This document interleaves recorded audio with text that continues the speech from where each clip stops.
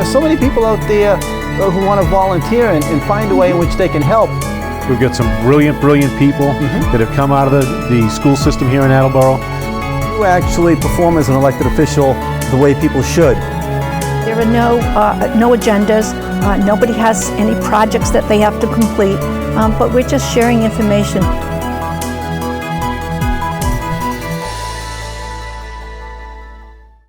Welcome to another episode of People It's Good to Know. Tonight we have another in a series of local elected officials running for re-election here to talk to you a little bit about who they are and why you should elect them. Tonight we have my good friend Laurie Sawyer, an incumbent at-large city councilor. Laurie, thank you so much for being here. Yeah, thank you. And I hope you're not offended by me calling you my good friend. No, some people might not think that's a good thing. I think that's great. You know, I'd like to be able to know people in the city and be considered their friend, yes.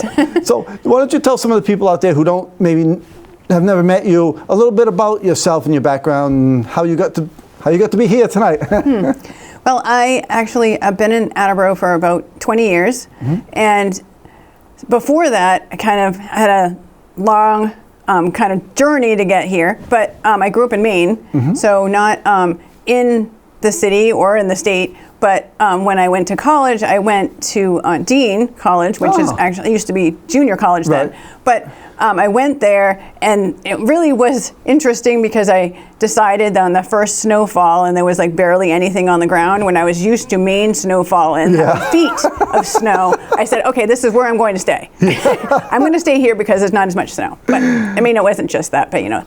Anyway. It's very pragmatic, though. You know? It makes good sense. Yeah, so then I had different jobs, and then I just kind of made my way down this way. I was actually in Rhode Island and lived in Pawtucket for a little while. I worked at Hasbro Children's for 22 years, so I've kind of been in that area, you know, for quite some time. And so then we moved to Attleboro because my wife Diane actually grew up here, so she knows the area, and actually it's really good for campaigning that she knows the area because she knows the streets and things like that. Yep. So anyways, so we decided to move here, you know, for many different reasons, not just because of that, but because also Massachusetts was the first for marriage equality, and that was big for us. We really needed to have some place that was open and, you know, accepted everyone. And it was a big part of why we decided to move, especially to Massachusetts.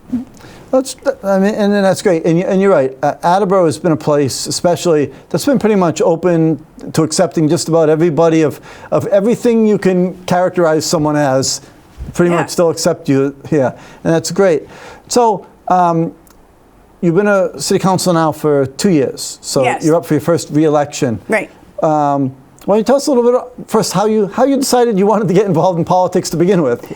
Well, it's a very interesting story on that too. I mean, I guess I have a story for everything, but when I was going for my bachelor's, because I had gone to Dean and I had my associates, it took a long time for me to get to the place of where I wanted to get my bachelor's, or I felt like I was ready to do that and able to. So when I was doing my bachelor's, and that was probably 2017, 18,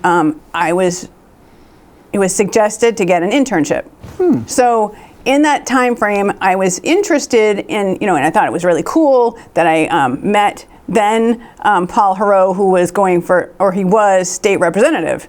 So I was like, oh wow, I met this guy. He lives close by to me. I wonder if he would ever do something like allow an internship. And he, at the time, was running for mayor. So it was his first run for mayor.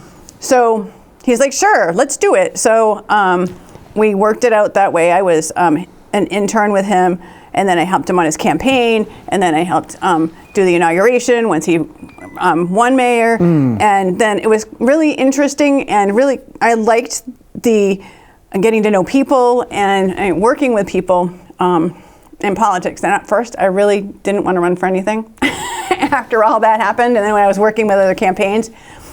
But I wanted to make a difference and really be part of the work and the policies and getting things moving in the city. And so that's kind of one of the biggest reasons why I decided I was going to run.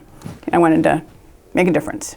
That's pretty funny. I was just talking to a candidate I interviewed earlier who said the same thing. Oh. You know, it's about wanting to make a difference. Yeah. I think that's what most people in their community really hope, that somehow or another that they can find the thing that allows them to make a difference. So your first run for office 2 years ago, what kind of experiences did you run into? What sort of eye-opening adventures did you encounter? Well, I have to say that my first run was not 2 years ago, because before that, I ran for a city clerk, and it was against Kate Jackson, who won that. So that was my first run for something, and I don't know. I felt it was, kind of disjointed, and I probably was part of the reason why it didn't really go very well. But it was a learning experience. Yeah. First time usually is. Yeah.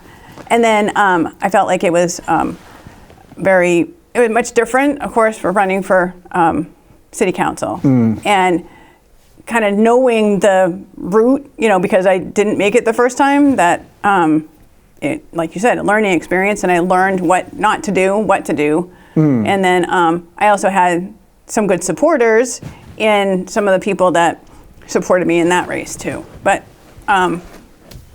what I think I learned is that people want to hear from you, and they want you to go into their door. I mean, so many times I've talked to people and they've been like, well, okay, you came to my door, yes, I'll vote for you because now I know who you are. Yep. And so that's a big deal. Going to the door is a big deal. There's truly a lot of people out there that want to have that personal connection. Yeah. It's really, and you get to, I'm sure you've met people who otherwise you would never have met in life. Yeah. This is the opportunity to see how diverse our community really is. Right.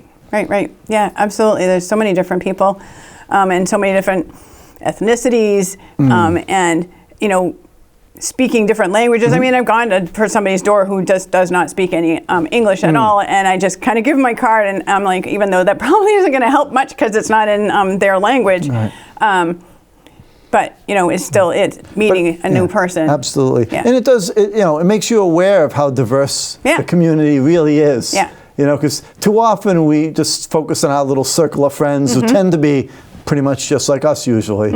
Right. So as a counselor, what committee is it that you chair? Oh, I chair the Zoning and Land Use and Sustainability Committee, which just added sustainability this term. Yeah. Well, I mean, that is a significant position in my view. I think, land use is probably one of the biggest issues that we've had for the last few years, and certainly for the next few to come. Yeah. What kind of experiences have you had as chair there? What things have you dealt with so far? Well, one of the big things that I dealt with is a developer or a company wanted to come and put big billboards on, really on the edge of 195, but in Attleboro.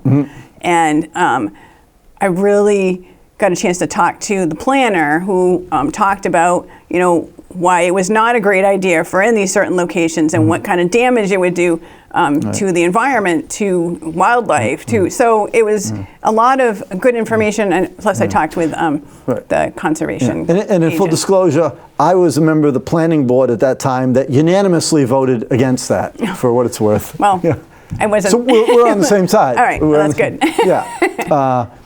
But yeah, that's an example of a land use. I could speak of our part as the planning board.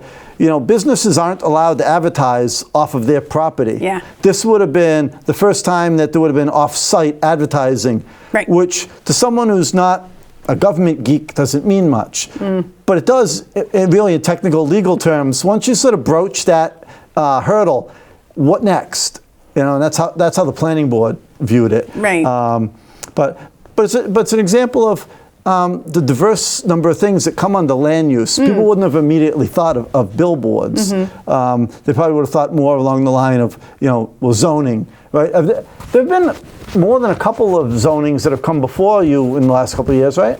Well, zoning as far as like a street being actually named a street, a section of the city that was not a street before because there was now a development there, and so Yeah. they put a street there, so we had to name the street, and everybody had to sign off on it, and so yes, that's now a street. There's, I can't think of anything. Yeah, Maybe you can tell and the me. truth is, a few of the examples I'm thinking to Yeah. in my head actually probably happened right before you got there. Probably. Because I say you've been there 2 years. Really, it's been a year and a half Yeah. that you've been there. Right.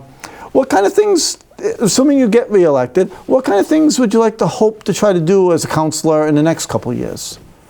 Well, I'm glad I'm on the Zoning, Land Use, and Sustainability Committee because a big thing that I care about is the environment, very much so. You know, in addition to the residents in the city, of course, which is a big piece, but residents in the city breathe the oxygen that comes from the trees that are in the city, in the earth. So I really think that something like helping to grow more of the environment, such as expanding the wetlands protection zone, I think that would be a great thing to be able to do. And you know, some of those issues about, you know, say wetlands protection and that, there are a lot of people who in general agree with the concept, but as they say, the devil's in the details, and that's the kind of stuff that people like yourself and your colleagues have to really hash out. Right. You know, looking at the pros and cons of each option. I don't envy you, because being a city councilor in this day and age isn't easy. Almost anything you do, you're going to receive, you know, criticism from somebody, oftentimes some of your own friends. Are you hoping to stay as chair of that committee, assuming you're being reelected, or is there something else you might prefer to do? No, I like this one, I think, the best. I mean, not that, and I actually didn't choose it. I mean, Right. I was looking at the committees, and when there was discussion about, you know, when we do these, is there anything that you specifically want? And, you know, I think I like pretty much all the committees. They made a couple of new ones, but I'm glad I was given this one as chair. That's good. That's good. So yes, I would want to do it again the next time around. Excellent. So, what other interesting things have you learned as a counselor? I mean, I always went to City Hall, spent a lot of time at these meetings watching, but then once you get elected and you're sitting up in the front of the room, everything really is different, isn't it? Yes, it is. You know, I remember even whenever I had been elected, and I'd sit at the in the gallery and watching the council. What I didn't understand is how the agenda works, because it's in a way just kind of all of the things that are on somebody's committee. It's not, I guess you wouldn't want to call it an agenda in a way, because you think of an agenda of a meeting, you go through everything that's on the agenda. Right. But because I didn't know how to read that. I had no idea how to figure out what the heck they were talking about, because it wasn't listed that way. Yeah. But yes, it's definitely different. You find out how to actually go through the meetings about Robert's rules, you know, and I understood sort of Robert's rules before, but really once you're in the midst of it, you're like, okay, well, all right, that's how you do this. It usually comes into play when there's some tricky question there that it's a little off the norm. And but you're right, I've talked about that with several other people in your position, about how they don't really train you when you come into the council. It's kind of trial by fire. Yeah. You know, run with it and see how it. Exactly. And you know, I try to be friendly with everybody that I can, and I work with them as best as I can. And I did ask Laura Dolan beforehand to just kind of say, you know, what's the process of these things? How do you,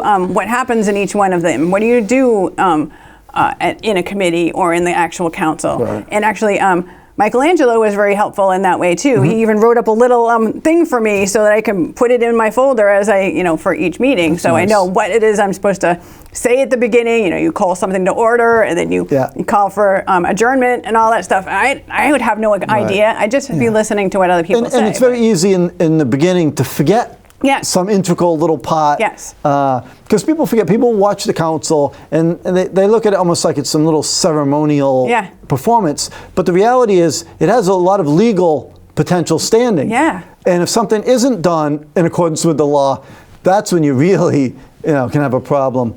Yeah.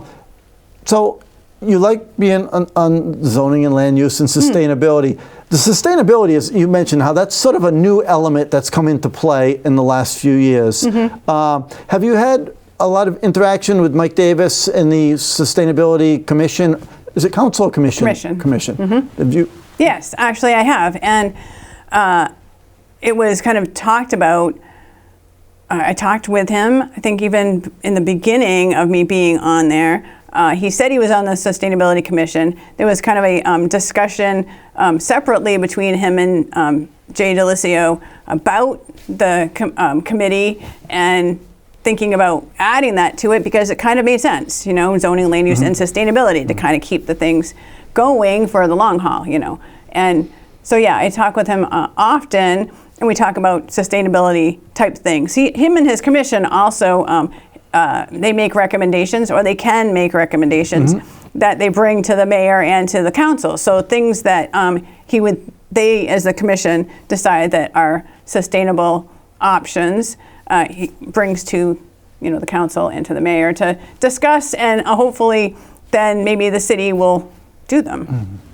So now, obviously you must have a number of, we'll call them constituents out there who reach out to you when they have a question or concern, or have there been any really like interesting issues or problems people have presented you with that caught you off guard? Something that's like, wow, I never would have thought of that if someone hadn't, and I don't mean to put you on the spot. No, that's okay. I mean, there's a couple of little things that I've actually been able to do that I thought was, you know, really cool. Like you think that I wouldn't know that I could do that. So, for instance, the Bank Street parking lot, that if you go down Bank Street, there's a lot to the right. And at the corner of Bank and Sanford. Yes, right. So Sanford is like on the way to the YMCA. So that lot is also used, up on the hill is also used by Second Congregational Church, which I go to. And so you kind of have to go through the city lot to get up to the upper lot, which we use and share with the apartment complex next door. For quite some time, there was this big hole in like the dip as you go up the hill that was like really growing and kept growing. Yes, I know that. I know that firsthand. Yeah. Yeah. So actually, the pastor of the church was like, "Hey, you're a city councilor. Can you do anything about this hole?" And I was like, "I don't know if I can do anything about the hole." So I went and I looked around at it, and right at the hole, just before the hole, it actually was the city line. So I talked to Mike Tyler, and I said, the head of Public Works. Yes, right, Public Works. And I said, is this something that the city would do? Could you fill this in? Can you help do that? Another part of that lot also was on the edge. There's like a dip right by the cemetery. By the cemetery fence. And if you go too far, you're going to go off the edge. So I saw a car stuck there one day. Yeah, and one of the parishioners from the church also got stuck there. And so I was like, I don't know, but actually I'm working with Mason Lord, who I guess is the person, I didn't realize that the budget person is also part of parking, but he is working to get some like at least curbage to stick in that hole so that people aren't going to go over the edge anymore. And I thought it was kind of interesting that I could actually get that going. Well, it shows that councilors, and again, I've talked with other councilors about this, is that really, you're sort of the liaison between the public and the local government. And a lot of these things can easily be resolved if you just make the right connections. Right. And that's why, someone like you who isn't afraid to at least find out, can we do that? Because some new councilors are really hesitant to poke around too much for the first year or two, and it's and some people might think that some of those issues seem kind of small, but to the people who are directly affected by them, then they're not small. They're not small issues. Yeah. Now that's tarred over, and people are not hurting their cars anymore when they go up that parking lot. Now, are there some interesting things that you're interested in maybe trying to accomplish down the road? Do you have some sort of ideas to say, like some new business you might want to bring in, or things that you envision that someday you might like to be involved with trying to help happen? And again, I don't mean to put you on the spot with I don't, it's hard to think about what I want to, find down the road, because I don't know, I guess, You're still learning. all the different things that that can happen. What maybe we can do. Yeah, right. Still learning is a very good way to put it. And again, one of the things I found over the years with the council is that, you know, you kind of almost never know what you're going to be presented with next week or next month. Yeah. So, you know, whereas other sometimes boards and commissions try to think long term, the council almost is a weekly problem solving entity. So what other things out there would you like the constituents to know about you and why, you know, you should be? Well, first let me say, we have 8 people running for 5 spots in the at-large council race. We have all 5 of the incumbents, which you are one of, and 3 new challengers. You know, why should the citizens have you as one of the 5 individuals who will be there in January to represent them for the next 2 years? I feel like, and I've said this before, maybe not in this, obviously not in this area, not in this atmosphere, but I feel like I'm relatable to other people, you know, in many of the different things. I mean, I'm a homeowner.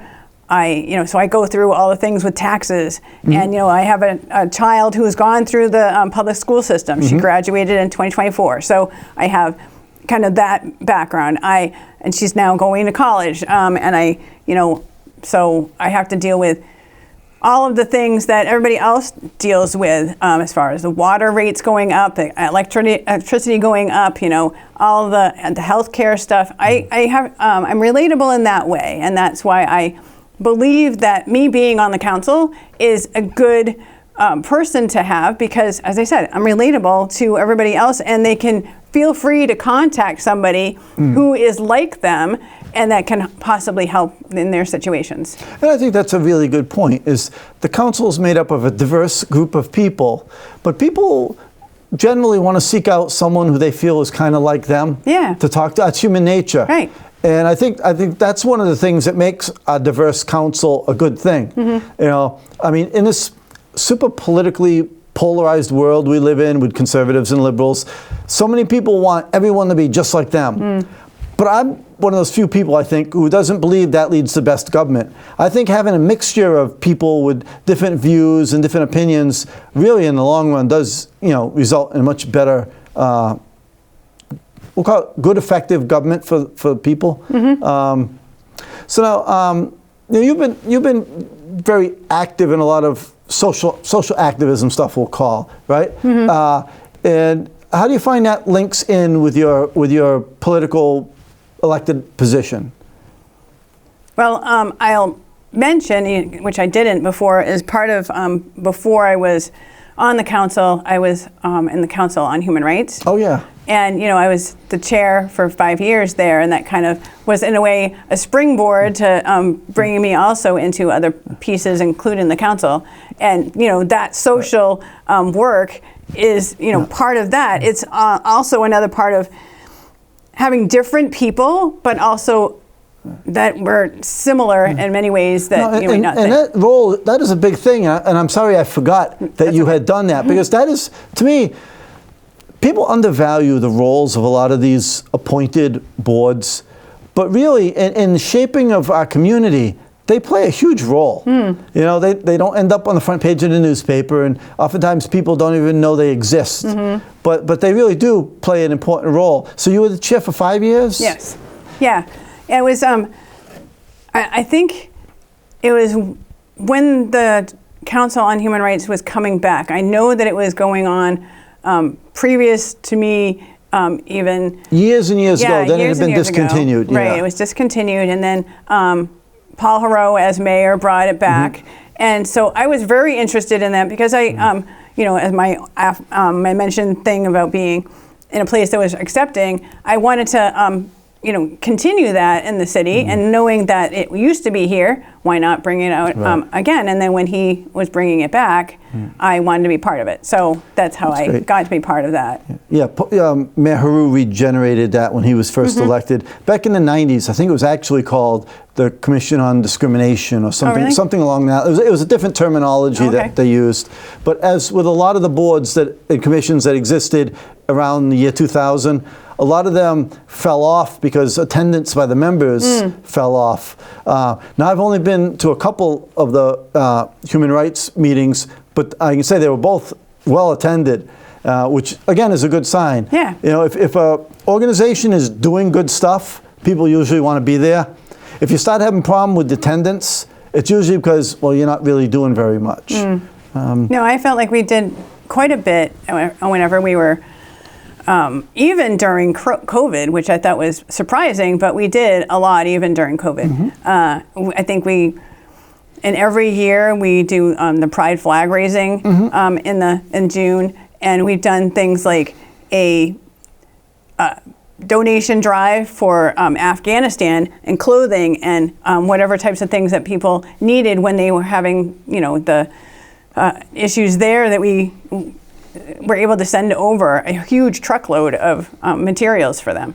And, so we also, and the council still does, like, to know your rights type thing for discrimination. You're talking about discrimination. Yep. And so they still do that every year too, so that people know, what our rights are. Right. And again, to get back the history of this stuff, back in the 80s, the main role of that was housing discrimination. There was a lot of, we didn't have as many minorities then, and there was, an element of housing discrimination, and that's really what their activity was. Fortunately, in the late 90s, that kind of all faded away, and as did the board. Well, we still work with the Attleboro Housing Authority here and stuff, just to keep in touch and all that, and that's what they did in the Council on Human Rights when I was there, and I think they still do. So. Yep, that's great. So we've got about a minute and a half left here. Really? I know, it goes so fast. Is there some other things that you'd like to share with people that I haven't thought to ask or that hasn't come up yet? I kind of went over, why I want to be there still, my relatableness, and, I'm just like everyone else, and, and I really just want to be part of it, to continue to try to make a difference, continue the things that I've been working on, and hopefully do more. Right. I'm not here to defend or criticize people, but I will say, my opinion of you is that you're someone who's not afraid to listen to people and then voice your honest opinion. Now, you and I may not see eye to eye on a lot of issues, but I found you to be someone who seriously listened to what I had to say and tried to understand my reasoning behind it. And I greatly respect that in you. And I think whether you get reelected or not, you've done a great job, at least for the first 2 years of your time on the City Council, in my opinion. And I look forward to interviewing you again sometime in the future, and I appreciate you being here with us this night, and I hope you don't lose too many votes by me calling you my friend. I hope not too. Thank you so much. Thank you so much. Thanks for the invitation. Thank all of you for tuning in again this evening, and tune in again when we'll have some more of the local candidates for public office. There are so many people out there who want to volunteer and find a way in which they can help. We've got some brilliant people that have come out of the school system here in Attleboro. You actually perform as an elected official the way people should. There are no agendas. Nobody has any projects that they have to complete, but we're just sharing information